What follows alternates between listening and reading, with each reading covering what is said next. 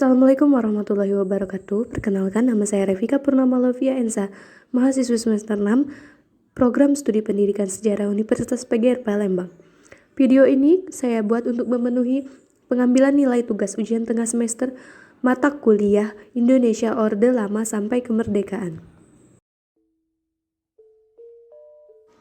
Peristiwa menyerah Jepang pada Sekutu.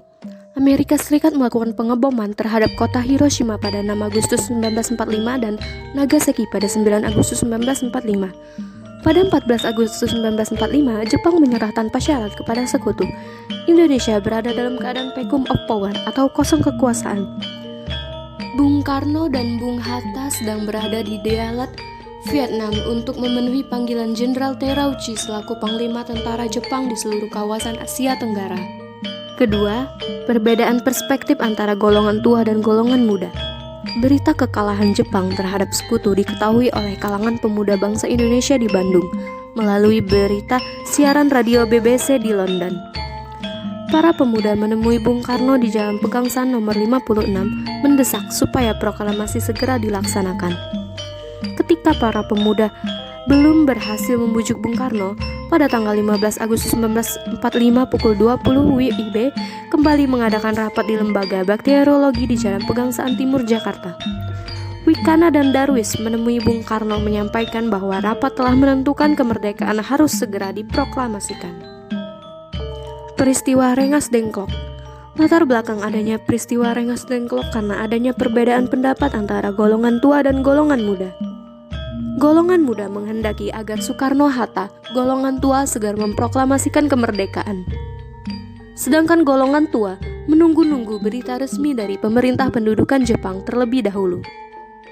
Peristiwa penculikan yang dilakukan oleh sejumlah pemuda tanggal 16 Agustus 45 pukul 4.30 WIB, Soekarno-Hatta dibawa atau lebih tepatnya diamankan ke Rengas Dengklok, Karawang. Ahmad Subarjo datang ke Rengas Dengklok berhasil meyakini para pemuda bahwa proklamasi akan diucapkan keesokan harinya pada tanggal 17 Agustus 1945 paling lambat pukul 12 WIB. Hal ini dapat dikabulkan dengan jaminan nyawa sebagai taruhannya. Sudanko Subeno, Komandan Kompi Tentara Peta di Rengas Dengklok, bersedia melepaskan Soekarno-Hatta kembali ke Jakarta. 4. Perumusan teks proklamasi. Perumusan teks proklamasi diadakan di Rumah Laksamana Maeda, seorang Panglima Angkatan Laut Jepang. Penyusunan teks proklamasi dilakukan oleh Insinyur Soekarno, Muhammad Hatta, dan Ahmad Subarjo. Kalimat pertama adalah sumbangan pikiran dari Ahmad Subarjo, yakni kemauan bangsa Indonesia untuk merdeka dan menentukan nasib sendiri. Kalimat kedua sumbangan pikiran dari Muhammad Hatta, yakni pengalihan atau pemindahan kekuasaan.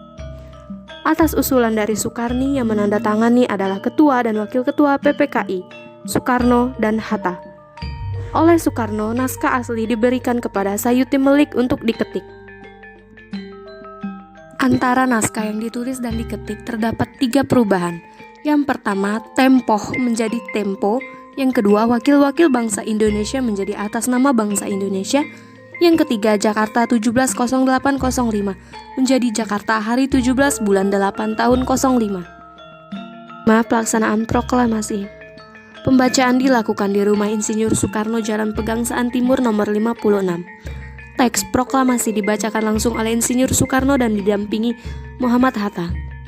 Setelah dibacakan teks proklamasi, dilanjutkan pengibaran bendera merah putih yang telah dijahit oleh istri Soekarno, Fatmawati. Dan pengibaran bendera merah putih dilakukan oleh Sudanko Suhut, Sudanko Latif Yendraningrat, dan Trimurti. Perluasan berita proklamasi pada tanggal 17 Agustus 1945 sekitar pukul 18.30 WIB, wartawan kantor berita Yoshima atau Domei, Syarudin berhasil menyampaikan salinan teks proklamasi kepada Daidan B. Palenawan.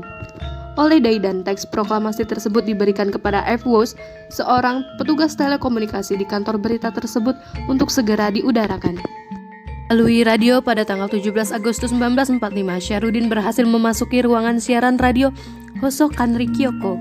Tepat pukul 19 WIB, teks proklamasi kemerdekaan berhasil disiarkan. M. Yusuf, Rono Dipuro, Bahtiar Lubis, dan Suprapto adalah tokoh-tokoh yang berperan besar dalam menyiarkan berita proklamasi tersebut. Melalui surat kabar, Berita proklamasi kemerdekaan juga disebarluaskan melalui beberapa surat kabar. Surat kabar yang pertama kali menyiarkan berita tentang proklamasi kemerdekaan Indonesia adalah Cahaya, yang terbit di Bandung, dan Suara Asia, yang terbit di Surabaya. Para pemuda yang berjuang lewat pers antara lain Adam Malik, Sayuti Melik, Sultan Syahrir, B.M. Diah, Ki Hajar Dewantara, Oto Iskandar Dinata, GSSJ Ratulangi, Iwa Kusuma Sumantri, Sukarjo Wiryo Pranoto, Sumanang SH, Manai Sofyan, dan Ali Hashim. Melalui pamflet, poster, dan spanduk, melalui coretan pada tembok dan gerbang kereta api, dan terakhir melalui mulut ke mulut. Selanjutnya materi tentang agresi militer Belanda ke-1 dan penyelesaiannya.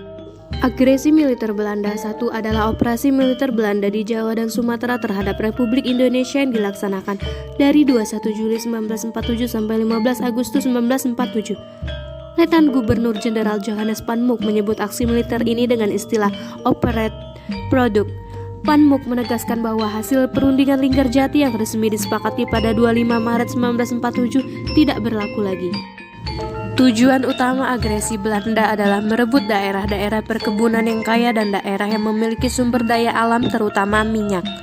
Pada tanggal 20 Juli 1947, Panmuk menyatakan melalui siaran radio bahwa Belanda tidak terikat lagi pada hasil perundingan Linggarjati.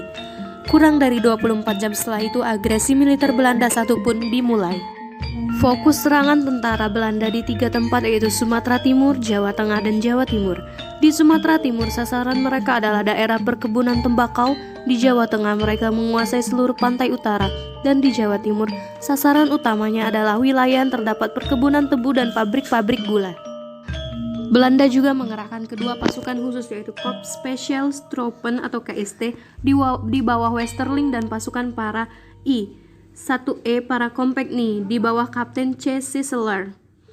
Pemerintah Republik Indonesia secara resmi mengadukan agresi militer yang dilakukan oleh Belanda ke PBB karena agresi militer tersebut dinilai telah melanggar suatu perjanjian internasional yaitu Perjanjian Linggarjati. Sehingga pada 31 Juli 1947 masalah agresi militer yang dilancarkan Belanda dimasukkan ke dalam agenda Dewan Keamanan PBB. PBB langsung merespon dengan mengeluarkan resolusi tertanggal 1 Agustus 1947 yang isinya menyerukan agar konflik bersenjata dihentikan. Atas tekanan Dewan Keamanan PBB pada tanggal 15 Agustus 1947, pemerintah Belanda akhirnya menyatakan akan menerima resolusi Dewan Keamanan untuk menghentikan pertempuran. Namun di luar dugaan, Belanda kembali melakukan gencatan senjata, akan tetapi hanya untuk sementara. Belanda kembali mengingkari janji dalam perjanjian yang disepakati berikutnya dengan menggencangkan operasi militer yang lebih besar pada 19 Desember 1948. Operasi militer tersebut dikenal dengan agresi militer Belanda II. Agresi militer Belanda II atau Operasi Gagak merupakan peristiwa penyerbuan secara militer yang dilakukan oleh pasukan militer Belanda terhadap wilayah Republik Indonesia. Agresi militer Belanda II terjadi pada 19 Desember 1948. Peristiwa ini diawali dengan serangan terhadap Yogyakarta, ibu kota Indonesia saat itu, serta penangkapan Soekarno, Muhammad Hatta, Syahrir, dan beberapa tokoh lainnya. Latar belakang peristiwa ini karena kegagalan PBB dalam menyelesaikan konflik antara Belanda dan Indonesia melalui jalan perundingan. Kemudian Dewan Keamanan PBB datang melalui KTN Komisi 3 Negara dan kemudian mencapai kesepakatan di wilayah Pelabuhan Jakarta pada kapal Amerika dari USS Renville. Pada 19 Desember 1948, WTM berpidato di radio dan menyatakan bahwa Belanda tidak lagi terikat dengan persetujuan Renville. Penyerbuan terhadap semua wilayah Republik di Jawa dan Sumatera termasuk serangan terhadap ibu kota RI Yogyakarta. Penyerbuan ini kemudian dikenal sebagai agresi militer Belanda II telah dimulai. Belanda konsisten dengan menamakan agresi militer ini sebagai aksi polisional. Sementara itu, Jenderal Spoor yang telah berbulan-bulan mempersiapkan rencana pemusnahan TNI memberikan instruksi kepada seluruh tentara Belanda di Jawa dan Sumatera untuk memulai penyerangan terhadap kubu Indonesia. Tujuan dari agresi militer Belanda adalah Belanda ingin menghancurkan Republik Indonesia yang merupakan suatu kesatuan sistem ketatanegaraan. Selain itu, agresi militer Belanda II juga memiliki agenda untuk membentuk pemerintahan interim federal atau PIF yang didasarkan atas peraturan pemerintahan dalam peralihan wakil-wakil dari daerah-daerah federal serta unsur-unsur kooperatif dan moderat dari bekas republik harus ikut ambil bagian dalam PIF tanpa mewakili bekas republik. Akhir agresi militer Belanda II, penguasaan kota Yogyakarta yang dilakukan oleh Belanda akhirnya dapat tergoyahkan dengan serangan yang terkenal dengan nama Serangan Umum 1 Maret 1949 Yogyakarta. Serangan yang dilakukan pasukan pimpinan Kolonel Soeharto ini berhasil menduduki kota Yogyakarta walau hanya 6 jam saja. Dukungan kepada pasukan TNI pun diberikan oleh Sri Sultan Hamengkubuwono IX. Ia juga melakukan penolakan segala kerjasama dengan pemerintah Belanda. Dengan serangan yang dilakukan oleh pasukan Belanda dan secara terang-terangan melanggar perjanjian Renville, kemudian tindakan tersebut mendapat perhatian dari PBB. PBB kemudian mengeluarkan resolusi agar kedua belah pihak yakni pemerintahan Belanda dan Republik Indonesia menghentikan segala permusuhan dan pertikaiannya. Resolusi tersebut dikeluarkan oleh PBB pada tanggal 24 Januari 1949. Pihak Belanda terpaksa melanjutkan permasalahan ini ke meja perundingan. Hal ini karena adanya tekanan dari Amerika Serikat. Apabila Belanda tidak mau mengadakan perundingan, maka tidak akan pernah mendapat bantuan ekonomi dari Amerika Serikat. Setelah Belanda mau diajak kembali ke meja perundingan, maka agresi militer Belanda II telah berakhir. Agresi militer Belanda II menimbulkan dampak yang luar biasa terhadap Indonesia. Dampak negatif yang ditimbulkan adalah banyaknya korban nyawa yang berjatuhan dalam peperangan yang telah berlangsung. Kemudian peperangan tersebut membuat ekonomi Indonesia cenderung menurun karena fokus dalam peperangan. Dampak positifnya adalah menunjukkan kepada dunia bahwa kekuatan TNI atau militer Indonesia masih ada dan menunjukkan eksistensinya untuk mempertahankan kemerdekaan yang telah berlangsung.